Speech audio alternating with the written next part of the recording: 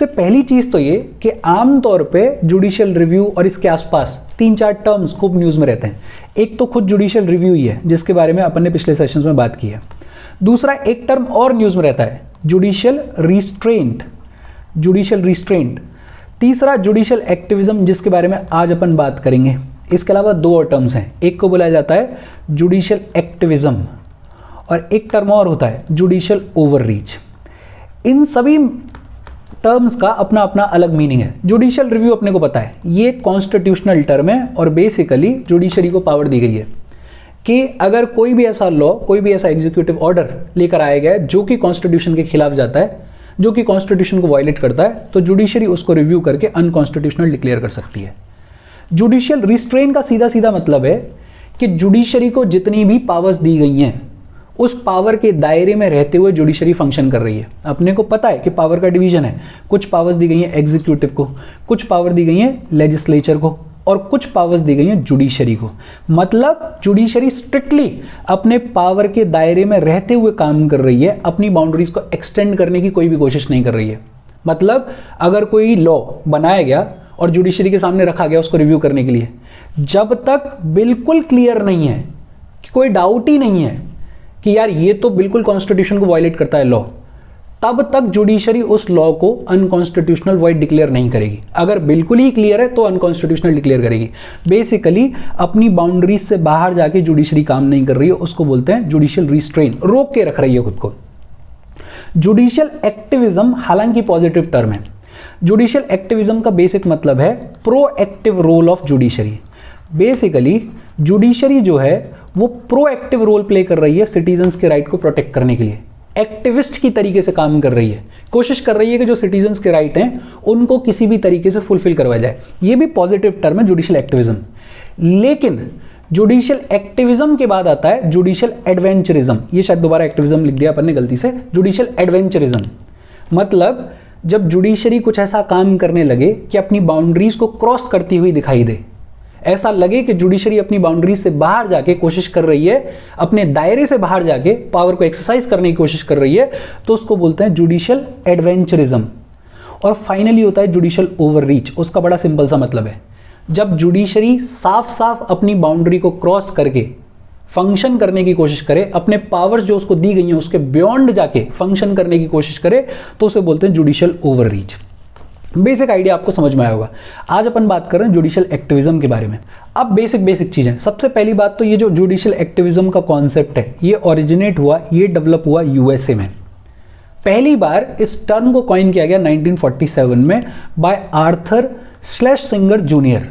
आर्थर/सिंगर junior America के historian, America के एक पढ़े लिखे इंटेलेक्चुअल आदमी थे। इन्होंने 1947 में एक आर्टिकल लिखा, द सुप्रीम कोर्ट 1947। ये द सुप्रीम कोर्ट 1947 आर्टिकल इन्होंने लिखा फॉर्चून मैगजीन में, और इस आर्टिकल में पहली बार इन्होंने टर्म कॉइन किया जुडिशियल एक्टिविज्म। इंडिया में ये जो जुडिशियल एक्टिविज्म का कॉन्सेप्ट है ये आया 1970s में।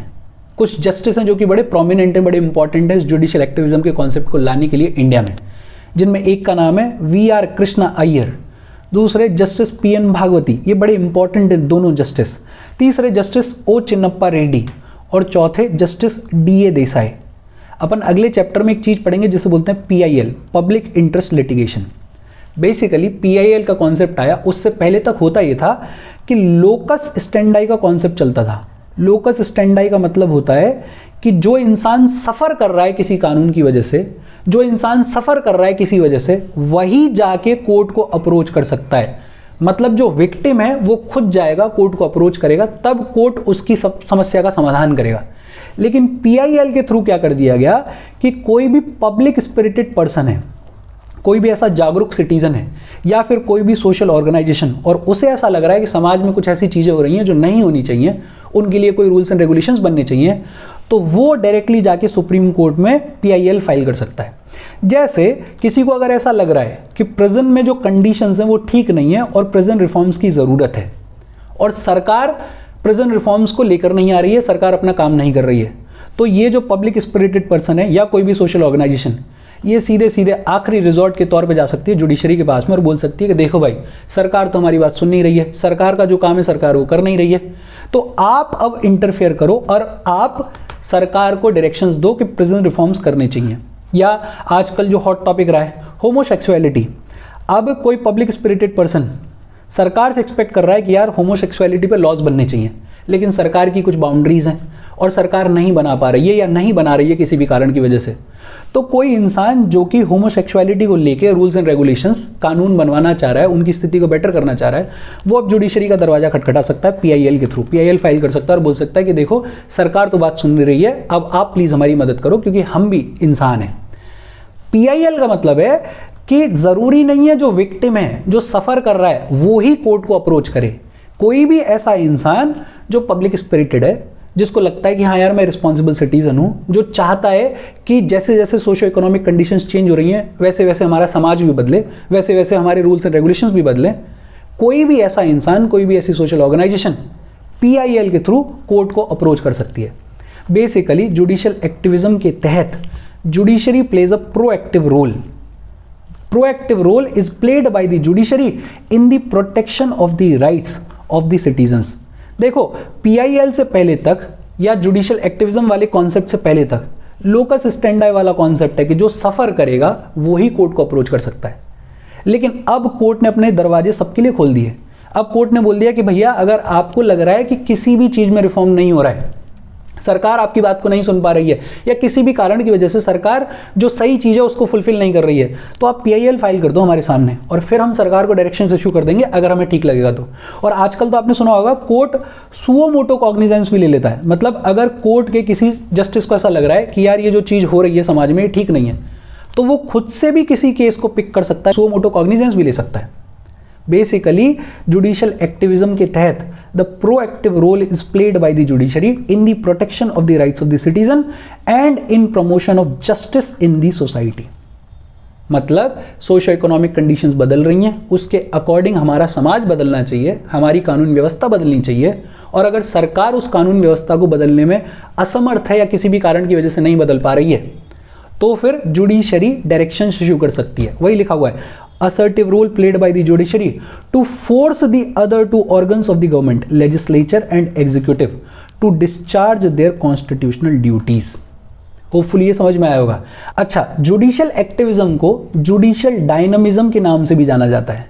बेसिकली जुडिशियल एक्टिविज्म का दूसरा नाम है जुडिशियल डायनामिज्म, और जुडिशियल एक्टिविज्म के बिल्कुल अपोजिट एक्सट्रीम पे है जुडिशियल रिस्ट्रेंट। अपन ने अभी भी बात की है। Basically judiciary exercises self control, मतलब जुडिशरी को जो पावर का दायरा दिया गया है, जो पावर्स दी गई हैं, जुडिशरी उसी दायरे में रह के काम करती है, उस दायरे को क्रॉस करने की बिल्कुल कोशिश नहीं करती है, उसको बोलते हैं जुडिशियल रिस्ट्रेंट। अब लक्ष्मीकांत में जुडिशियल एक्टिविज्म को एक्सप्लेन करने के लिए कुछ 5-6 डेफिनेशंस दी हुई हैं, बहुत सारे पॉइंट ऑफ व्यूज दिए हुए हैं। और एक बात ये भी है कि एग्जैक्टली जुडिशियल एक्टिविज्म क्या है उसकी कोई परफेक्ट डेफिनेशन है नहीं, लेकिन आप 5-6 पॉइंट ऑफ व्यूज दिए हुए हैं जिनमें बताया हुआ है कि जुडिशियल एक्टिविज्म क्या क्या हो सकता है। अपन ने उनमें से 2 पिक कर लिए हैं जो थोड़े इजी टू अंडरस्टैंड हैं। आप 5-6 पॉइंट ऑफ व्यूज को पढ़ना, 2 यहां पे देख लेते हैं।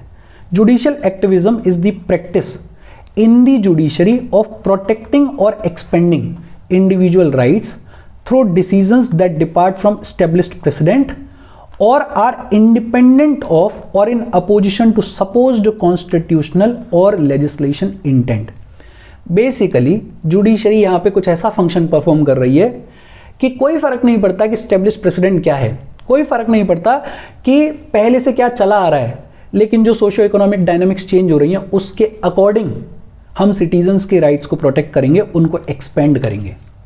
Judicial activism is a procedure to evolve new principles, concepts, maxims, formulae and relief to do justice or to expand the standing of the litigant and open the door of the courts for needy or to entertain litigation affecting the entire society or the section of it।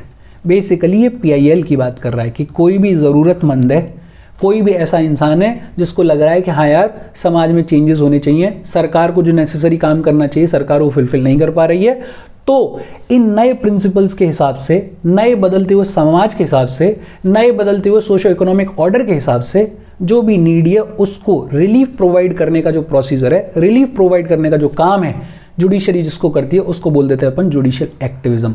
और 3-4 point of views दे रखे हैं, आप देख सकते हो। उसके बाद बात आती है aspects of judicial activism. Judicial activism के एस्पेक्ट्स क्या हैं, या बेसिकली जुडिशियल एक्टिविज्म को कैसे इंप्लीमेंट करती है जुडिशरी। एक तरीका तो यह है कि जब जुडिशरी के सामने कोई भी केस आता है तो जुडिशरी बहुत सारे वेरियस फॉर्म्स में डायरेक्शंस इशू करती है गवर्नमेंट अथॉरिटीज़ को। अपने जब भी किसी केस में कोई ऑर्डर पास करना होता है तो उस ऑर्डर में जुडिशरी बताती है बहुत सारे केसेस में कि गवर्नमेंट को ये चीज़ें करने की ज़रूरत है, गवर्नमेंट को ये करना चाहिए। अब क्योंकि जुडिशरी ने डायरेक्शंस इशू किए हैं तो गवर्नमेंट कंपेल्ड है, गवर्नमेंट को अब वो डायरेक्शंस को इंप्लीमेंट करना ही करना पड़ेगा। फॉर एग्जाम्पल कोई पब्लिक स्पिरिटेड पर्सन है और वो प्रिजन रिफॉर्म्स जो अभी अपन बात कर रहे थे उसको लेके उसने PIL फाइल कर दी और जुडिशरी के सामने पहुंच गया कि देखो साहब, राइट टू लाइफ तो सबको है, चाहे कोई प्रिजन में है चाहे कोई बाहर है, और प्रिजन्स की स्थिति बहुत खराब है, उनमें कुछ रिफॉर्म्स करने की ज़रूरत है, सरकार नहीं कर रही है, किसी भी कारण की वजह से नहीं कर रही हो। जुडिशरी पहले तो ये कोशिश करती है कि सरकार को बोले कि भाई सब कर दो, ये गलत है, सबको डिग्निफाइड लाइफ मिलनी चाहिए। जेल में तो ऐसा थोड़ी है कि आप उसको बिल्कुल ही नरक में रखोगे, आपको रिफॉर्म्स करने चाहिए।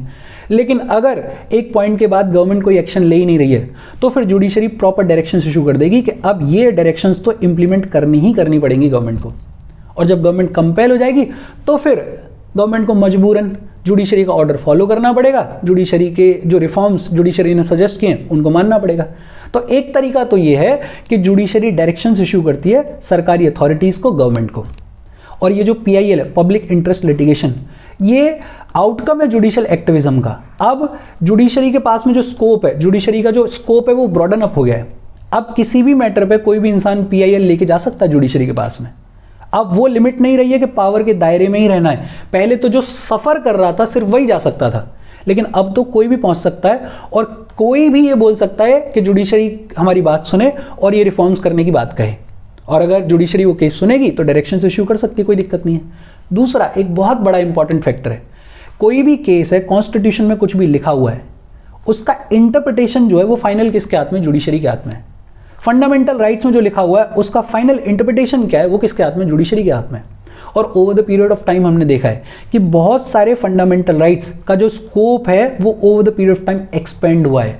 जैसे आर्टिकल 14, जैसे आर्टिकल 19, जैसे article 21।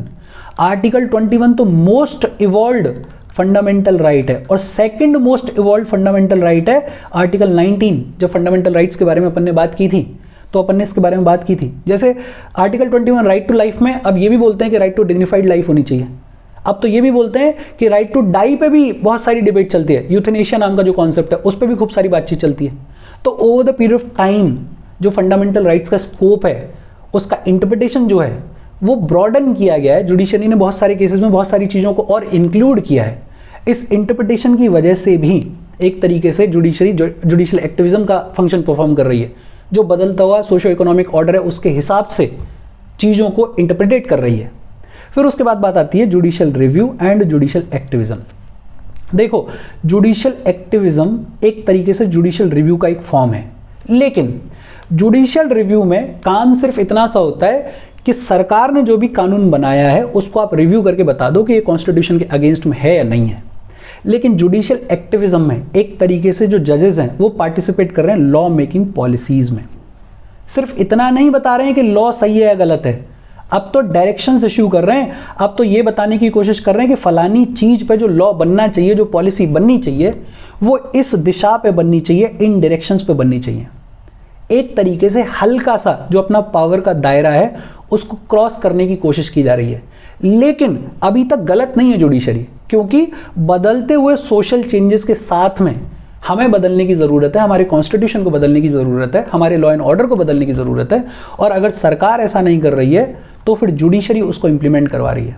Basically judicial activism is that form of judicial review in which जजेस participate in the law making policies, that is not only they uphold or invalidate laws in terms of constitutional provisions but also exercise their policy preferences in doing so। पहली चीज ये समझ में आया होगा। दूसरा, judicial review एक constitutional concept है, कॉन्स्टिट्यूशन में दिया हुआ है पावर। जुडिशरी को कि अगर कोई भी ऐसा कानून सरकार लेकर आती है जो कॉन्स्टिट्यूशन के विरोध में जाता है तो उसको आप चेक करो, देखो और अनकॉन्स्टिट्यूशनल डिक्लेयर कर दो।